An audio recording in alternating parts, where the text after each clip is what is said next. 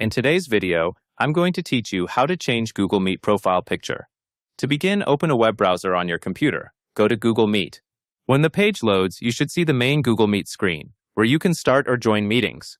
If you already have a Google account signed in, you will be able to manage your profile without extra steps.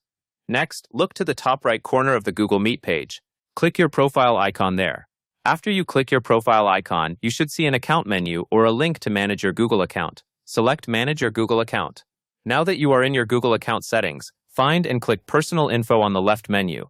The left menu helps organize everything, so this selection keeps you focused on the exact section that contains profile details.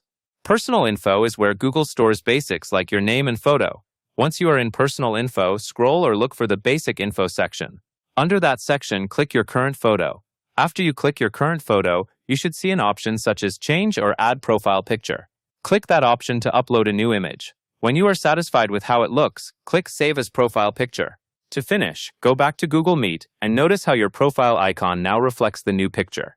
If you do not see it right away, you can refresh the page, but keep in mind that profile updates sometimes take a little time to sync across systems, and that covers everything you need to know.